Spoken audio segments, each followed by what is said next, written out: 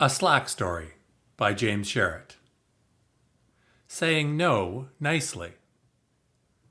Sitting next to the money agrees. Saying dates, always listening. From product strategy to business practice. Slack in 2014. So, new year, new job, new title. Must have been a total change, right? Well, yeah, not so much. More like a progression. I started in January 2014 as a full-time Slack employee as director of accounts. And the job was pretty much the same as it had been in December 2013 when I'd been a consultant doing marketing. Such is the nature of small, early-stage startups, you have to do what needs doing. For me, that meant primarily that I worked with customers. I did calls and demos. I emailed and emailed and emailed. I helped them get what Slack could do for them. I still managed a few marketing projects because I wanted to see them get done and no one else was going to do them. I wrote so many emails from scratch and from templates. I collected feedback from all these places. I managed the Slack socks and the wall of love. More on those later. On a personal front, my wife had been more than right. My apprehension at moving to sales, accounts, proved to be unfounded. Yes, ultimately I was selling people a product, but not in any sort of aggressive way and not in any way that the customers didn't want.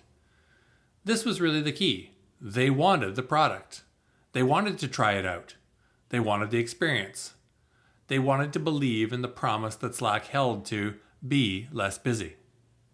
They wanted a better world of teamwork and teammates than they knew with email, or whatever cobbled together random tools they used. So I didn't have to create a need for them. They were clamoring for a better way to work together. Helping people use Slack successfully was the best kind of sales of all, because it really was just helping them be successful. And in helping people, I tried all kinds of things. Demos, written guides, webinars, videos. But one of the best tactics turned out to be saying no. In the nicest possible way, of course. What I came to call saying no nicely. How to say no nicely. Saying no nicely wasn't too hard, but it had a few flavors.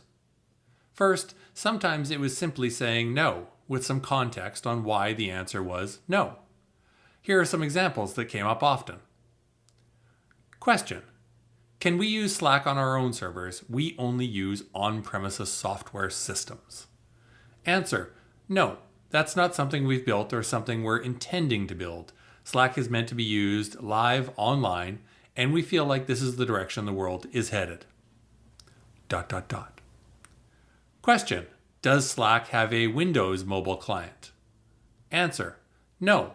Slack has iOS and Android versions, and you can run Slack in any browser on your device.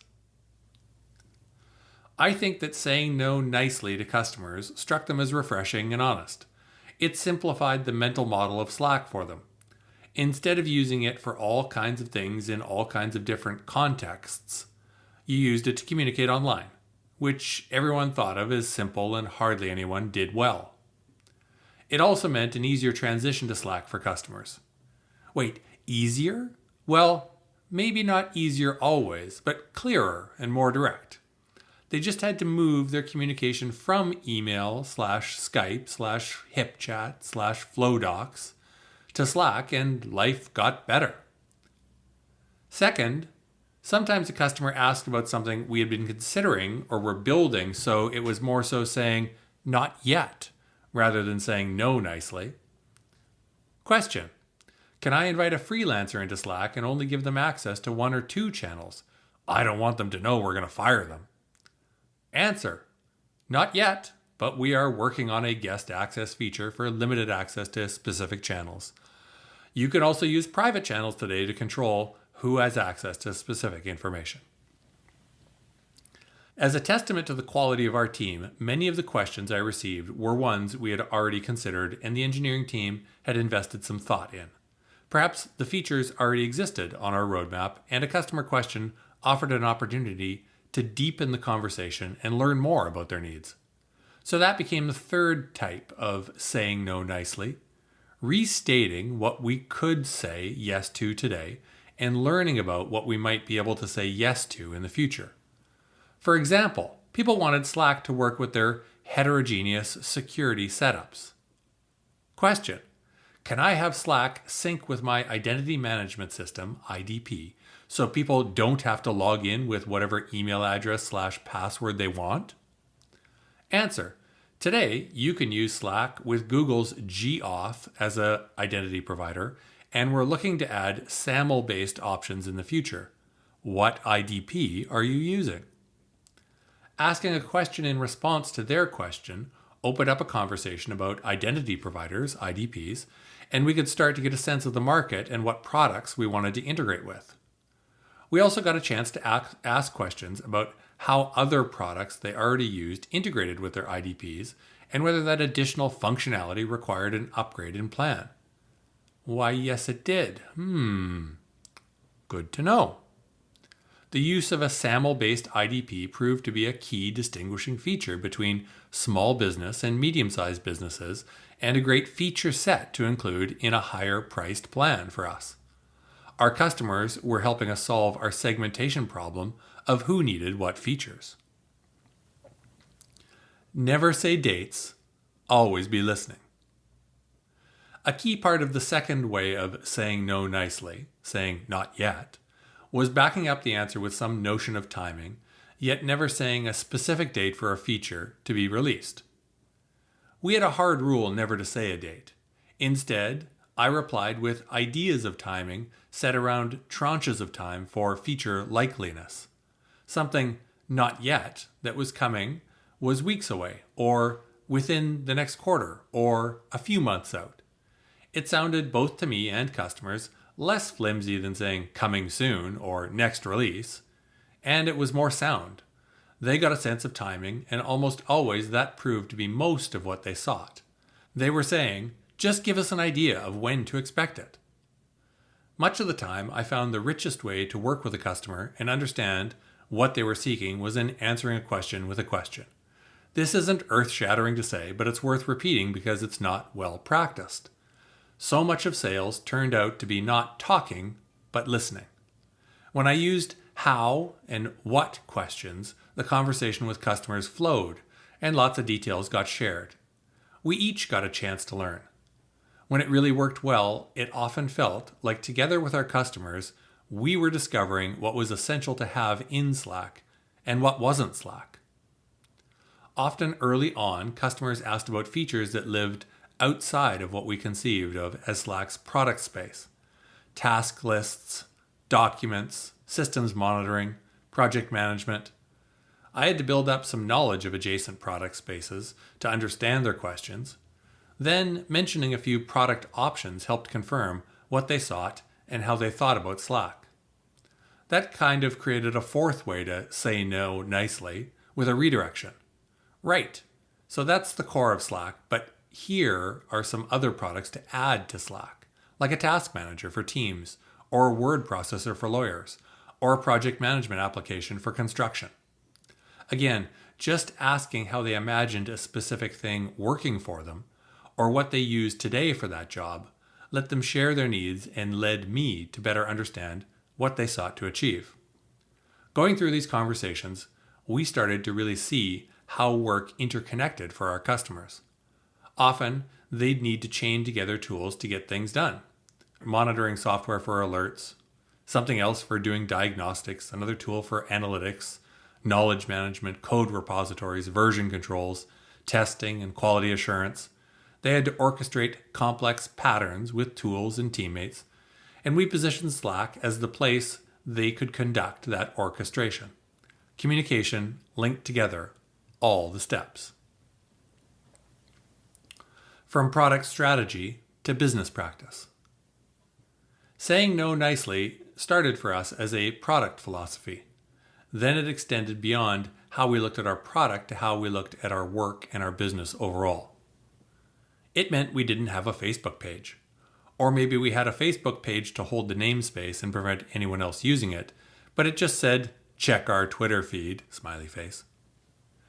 And we said no to so many things. We didn't run any advertising. We didn't have an email newsletter. We didn't do events or gated white papers or outbound calling or webinars. We didn't do lots of things that we could have done to try to drive our growth. We were small and swamped already. Instead, we tried to do a few things that seemed to be driving our growth as well as we could, and simply omit the other things from our attention. This philosophy of saying no nicely was a revelation to me. It contradicted my prior work experience where it seemed as if esteem and status went to the employee doing the most things. Long to-do lists had meant I was busy and important. Saying no nicely meant that status at Slack accrued to those doing a job as well as possible, not for doing as many jobs as possible. I can see how in any workplace saying no nicely could be powerful, but in a software company, it was even more powerful because one of the amazing things about software is how flexible it can be. When a customer asked or an internal engineer imagined, can Slack do this specific thing I'm wondering about for my specific situation? The answer almost always was probably yes, it could. Talented software engineers and designers could make the code and interactions do pretty much anything. They built a game before Slack and found themselves in one of the classic traps of software. Because it is flexible, it can lose the center of its purpose. It can stop being focused on doing the big job it was meant to do. Though it was never explicitly discussed, saying no nicely at Slack felt driven from a deep desire for the team to do work they would feel proud of, work they were happy to put their name on. Doing too many things meant that each thing only got done in a half-assed manner. Doing fewer things meant needing to do each of them very well. The added bonus of doing things well in a software world was that things done well stood up well to time and iterations of the surrounding software. Things done poorly were brittle and then required more work to maintain and keep running. So what was Slack in 2014? If you're reading this, you probably already know Slack, but you know a later version of Slack, and it's hard to remember the early version we launched with and grew through with our early customers.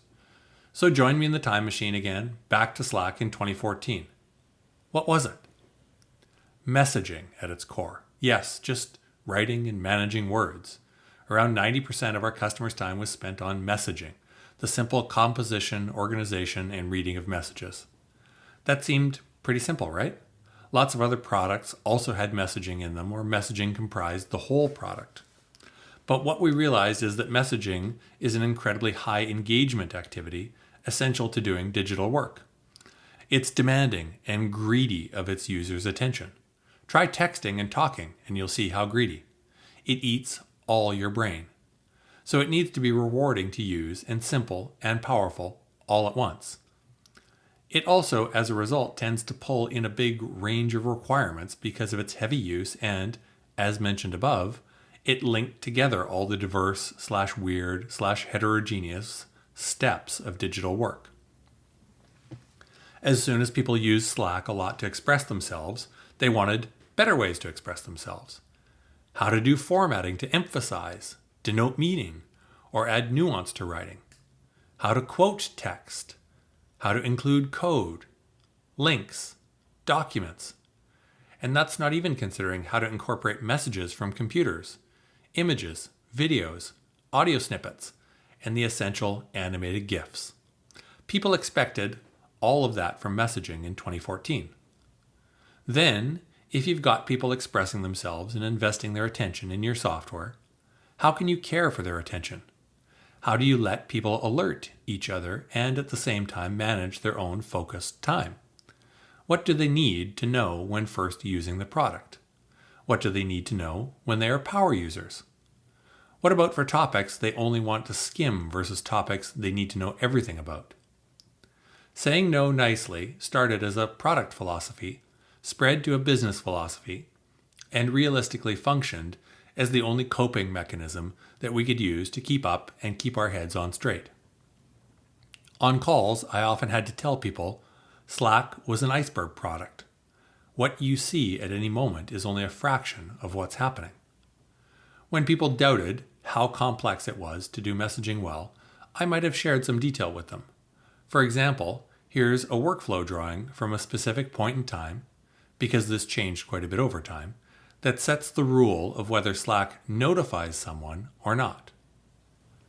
A complex drawing is included. Simple, right? It's just messaging. It's just putting text on a screen in chronological sequence. Yes, and as I was helping customers use Slack, we started to realize messaging was going to be the way nearly all computer work got done in the future. Being part guide and part guard. I found pretty quickly in my new role as Director Accounts at Slack that I needed to be part guide and part guard. A guide to help orient our customers and set them up for success. A guard to help keep them on the path of adoption and to protect our internal people from the complexity of demands of the real world.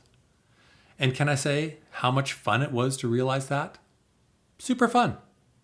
Years later, I stood on stage at a software event in Dublin. I'd recently moved to Ireland to help open Slack's European HQ, and we needed to get the word out that we'd opened shop and sought to hire. The event moved into an audience Q&A, and the mic landed in the hands of someone who asked about a free version of Slack for open source projects. This was a good idea. We liked open source projects and used open source code extensively at Slack. We'd also talked extensively internally about how to create an open source plan and come up with no good way to do it. I didn't say all of this on stage, but I did say no nicely. I told the questioner that we at Slack find it's really hard to do software in the first place, and to do it to the standard we expect, and that our customers expect. Adding one additional feature or business model like an open source version of Slack may seem easy to consider. Make it free, make it scale. But we found it's very hard to do in practice. It's one more thing to build, integrate, debug, support, and more. My answer basically consisted of our saying no nicely approach applied to an open source version of Slack. The questioner listened and basically agreed. Software was hard. Adding additional requirements made it harder, and harder to do well. More years later, after we had grown to hundreds and more in our sales organization, saying no nicely evolved into a phrase we repeated often. Focus drives results. We understood focus to mean both intensity of approach to something as well as occlusion of all other things. In other words, saying no to them. Hopefully, nicely. Up next, socks. Slack socks. From a small budget, a surprise hit for stylish feet. Early and later versions, a little nostalgia. The world is changeable. Thank you very much.